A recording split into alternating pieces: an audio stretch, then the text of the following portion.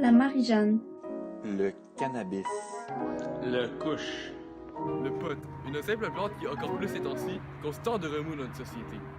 Mais malgré l'espace qu'elle occupe dans notre monde, la plupart des gens semblent être très désinformés quand ça en vient aux effets qu'elle peut réellement avoir sur nos corps ou sur les enjeux sociaux qu'elle déclenche dans notre société. Dans cette vidéo, je vais aborder certains aspects de ces sujets et tenter de défaire ou confirmer quelques mythes courants ou connaissances populaires sur le pot. Juste pour information, toutes mes sources sont en bas dans la description. Let's go!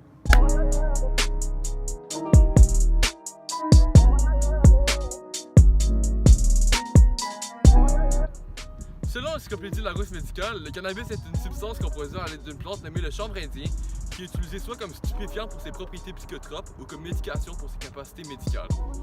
La principale composante psychoactive du cannabis est nommée le tétrahydrocannabinol, ou pour l'appeler par son abréviation, le THC. Selon les Nations Unies, le Canada serait le pays avec le plus grand nombre de fumeurs de pot dans le monde entier. Il existe différentes sortes de cannabis, certaines sortes sont nommées les sativas, et sont connus pour la hausse d'énergie, d'euphorie et d'inspiration qu'elles déclenchent chez le consommateur. D'autres sortes sont nommées les indicas, et elles ont plus tendance à causer un état de relaxation et de bien-être corporel. Ces effets sont respectivement nommés un head high ou un body high. Il existe bon nombre de façons de consommer du cannabis, la plus répandue étant de le fumer, que ce soit à l'aide d'une pipe à tabac traditionnelle, d'une pipe en verre surnommée un bowl ou d'une pipe à eau nommée un bong.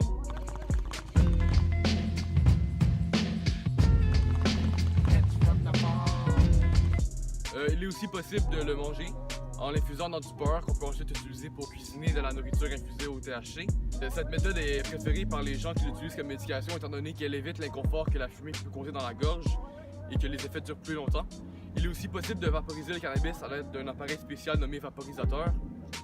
Certes, malgré le fait que le cannabis est en majorité consommé comme stupéfiant pour les sensations inhabituelles qu'il procure, il possède aussi de nombreux effets thérapeutiques qui expliquent son usage de plus en plus courant dans le monde médical que je vais élaborer à l'instant.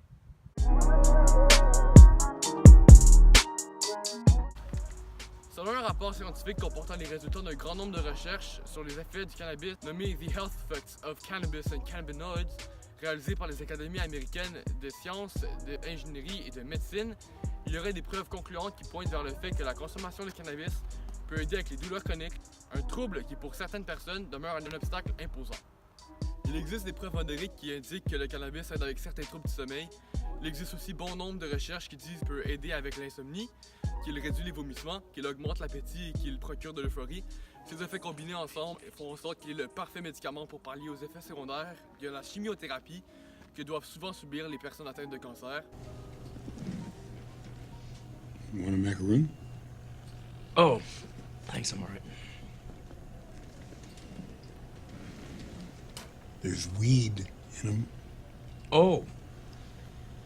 Yeah, thank you, but I don't do weed. Come on, man, just get high with us.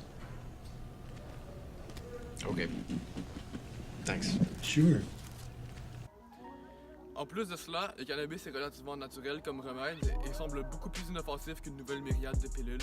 Bien évidemment, il faut toujours voir les deux côtés de la médaille et donc, malgré le fait que le cannabis est bien utile quand ça en vient à certains mots, il peut lui aussi causer certains problèmes de santé chez ses consommateurs.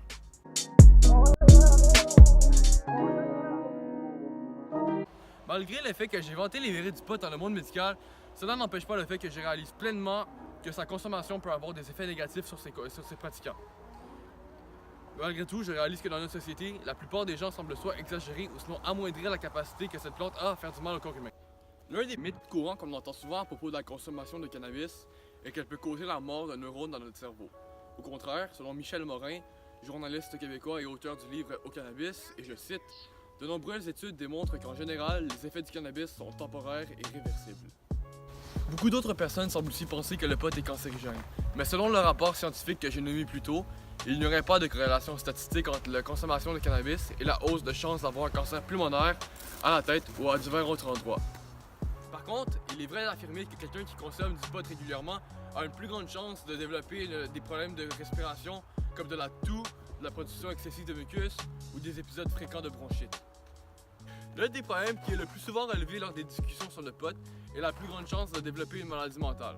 Malgré le fait que pour le moment, il est impossible d'établir un réel lien de causalité, nous savons que la probabilité de développer l'une de ces maladies est plus grande pour les gens qui consomment régulièrement du cannabis. Cela veut donc dire qu'on sait que les gens qui fument du pot sont plus souvent malades de maladies mentales, mais on ne sait toujours pas pourquoi. Même si les problèmes de santé sont définitivement l'un des plus grands désavantages de la consommation de cannabis, elle possède aussi d'autres dangers qui sont équivalents, voire encore plus imposants.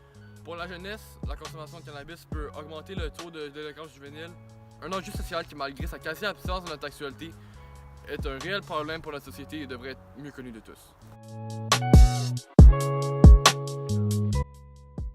Ce n'est pas un secret que les gens qui consomment du cannabis pendant leur jeunesse ont de plus grandes chances de prendre part à des activités criminelles pendant le temps qu'ils sont adolescents, et que cela demeurera probablement vrai malgré la récente légalisation de la drogue. Malgré tout, cela ne nous empêche pas de nous demander si cette affirmation est supportée par de recherches scientifiques. Selon le livre Enquête de sécurité qui porte sur la délinquance dans notre société, et je cite, en France, l'enquête de 1998 réalisée à la demande du ministère de la Justice auprès des jeunes de 14 à 21 ans pris en charge par les services de la protection judiciaire de la jeunesse révèle des prévalences élevées. La majorité, 70% de ces jeunes, a consommé de l'alcool. À 18 ans, 49% peuvent être considérés comme des usagers réguliers. S'agissant du cannabis, 60% des jeunes de l'échantillon PJJ en ont déjà pris durant la vie. Il faut aussi noter que ces études ont été réalisées il y a bien longtemps et que depuis ce temps, les taux n'ont fait qu'augmenter.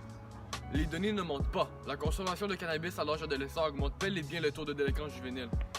C'est pourquoi la prévention est si importante, surtout maintenant que le gouvernement Trudeau a légalisé le pot au Canada.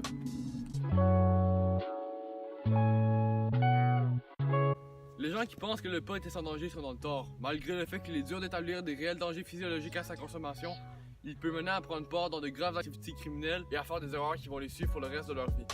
Peu importe votre position sur ce sujet, le plus important reste de rester éclairé et lucide. C'est pourquoi j'ai décidé de réaliser cette vidéo. Inciter les gens à faire leurs propres recherches, au lieu de se servir de conventions sociales pour se construire un avis ou de simplement suivre leur père. L'un étant aussi néfaste que l'autre, la meilleure marche à suivre reste de s'informer, s'interroger et de faire des décisions réfléchies pour se construire un avis, afin d'éviter d'écouter la cacophonie incessante qui est l'opinion de la majorité dans le périple qui représente les choix et les décisions que nous sommes amenés à faire dans la vie de tous les jours.